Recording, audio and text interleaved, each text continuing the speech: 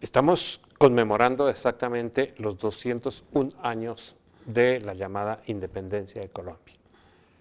Profesor Bustillo, todavía esta fecha me suscita reflexiones. ¿Eso que ocurrió el 20 de julio fue realmente la independencia? ¿Fue algo preparado? ¿Fue algo coyuntural? ¿Cómo fue eso que ocurrió el 20 de julio? Yo diría que preparado y coyuntural a la vez. Preparado en el sentido de que el procerato criollo esperaba la oportunidad y se la dieron el 20 de julio de 1810 porque se anunciaba, recuerde usted, la visita a Santa Fe de Bogotá del comisario regio nombrado por el Consejo de Regencia de España, el quiteño Antonio Villavicencio, y los criollos se aprestaban a recibirlo. Se sabía que tenía ideas independentistas, llegó a Cartagena, abogó por Nariño, etcétera, etcétera, pero no estaba presente, no lo estuvo aquí el 20 de julio de 1810 Villavicencio, se quedó en Honda cuando los acontecimientos se desbordaron. Recuerde que los criollos fueron a la casa del español José González Llorente a prestarle el famoso florero. Prorrumpió en insultos contra los americanos con frases bastante sueces y parece que todo estaba preparado y el chispero Carbonell recorrió toda la capital e incendió los ánimos y terminamos proclamando la independencia. Dicen que no, cierto, porque se reconocía de todas maneras la soberanía del rey Fernando VII español. Usted podría hablarnos un momentico de esa coyuntura que se daba allá en Europa en ese momento. Sí, pues acordémonos de que Napoleón, en su pelea con Inglaterra, quería entrar a España y, como siempre, como ocurrió lo mismo en la Segunda Guerra Mundial, España, entonces lo primero que hizo Napoleón fue deponer al rey Fernando VII y desterrarlo.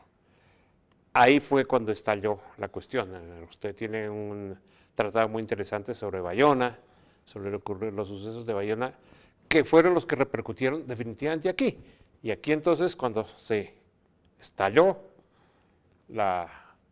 estalló el movimiento, no fue exactamente de independencia si acaso de Napoleón, pero no de España, tanto que el acta del 20 de julio no habla de independencia.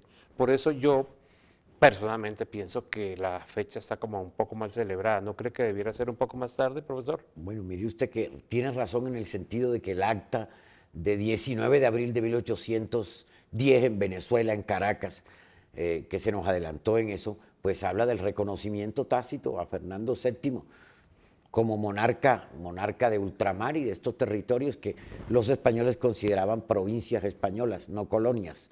Así hacen énfasis ellos en todas sus declaraciones.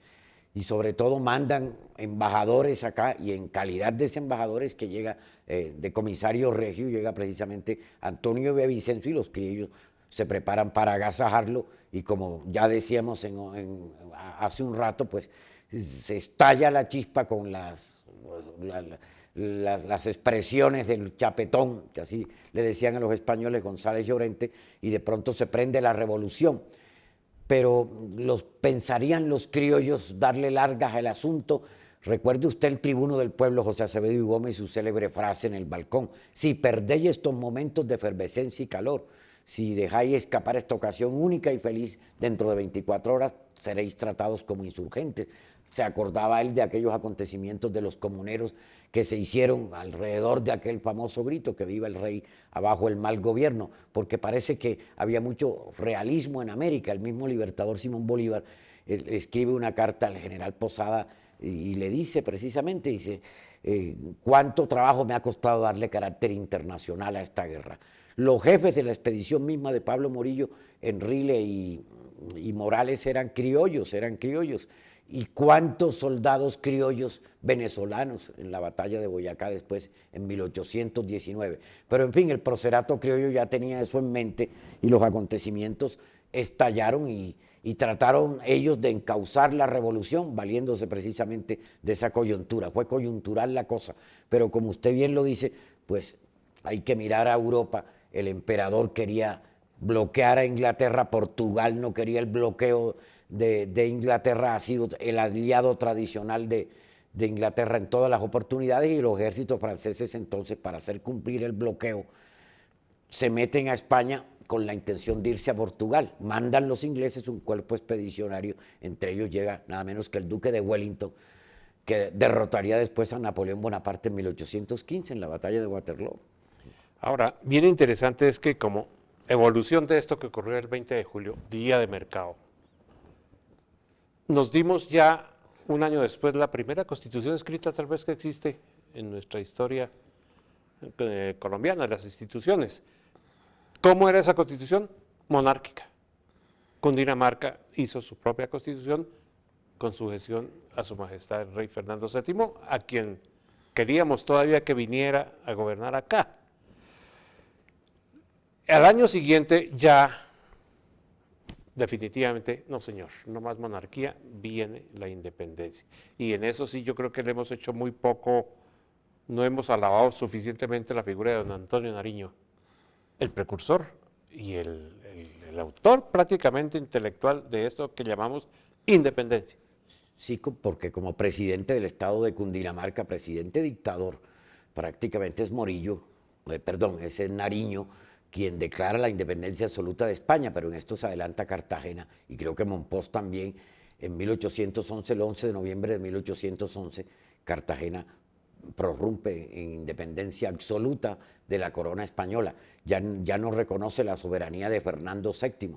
Fernando VII en 1813, Napoleón le da libertad y se van el emperador y se mete en esas inmensidades de todas las Rusias y de allá llega derrotado.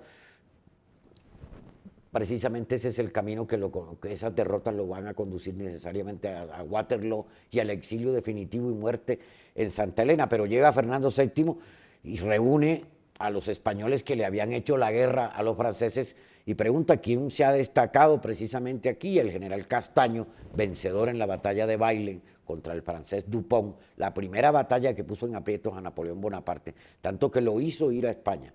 Entonces le dijeron a Fernando VII, pues un señor que se ha destacado mucho, un guerrero, fue Pablo Morillo, y se lo dice nada menos que Ricardo Castaño, el vencedor de Bailén contra Dupont, el francés. Entonces lo manda acá en una expedición pacificadora. Parece que eso fue un error, mandar a Morillo, porque exacerbó el deseo de independizarse. Pero, profesor, Pablo Morillo tenía instrucciones muy claras de la corona: negociar, no tratar mal a los insurgentes, que llamaríamos así, a los independientes, sino transar con ellos. ¿En qué momento no se cumplió? Obvio, ahí le dieron, allá en el terreno usted puede tomar la decisión que necesite, pero ¿en qué momento o por qué Morillo procedió como procedió e instauró el régimen de terror?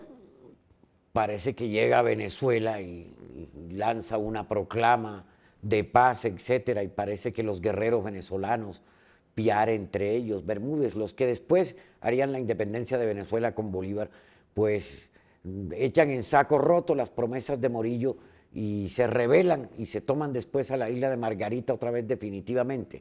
Y también los cartageneros tuvieron mucho que ver en que Morillo cambiara de posición. Dice el historiador cartagenero Eduardo Lemaitre que hubo bastantes exageraciones y violencias contra los chapetones allá en Cartagena.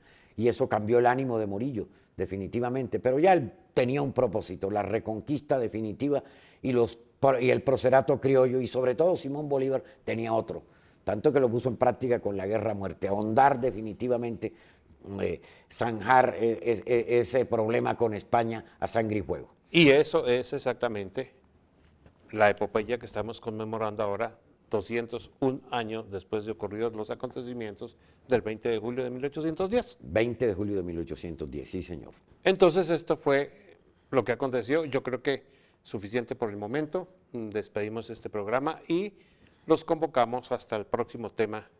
Profesor Bustillo, muchas gracias por acompañarnos. Gracias.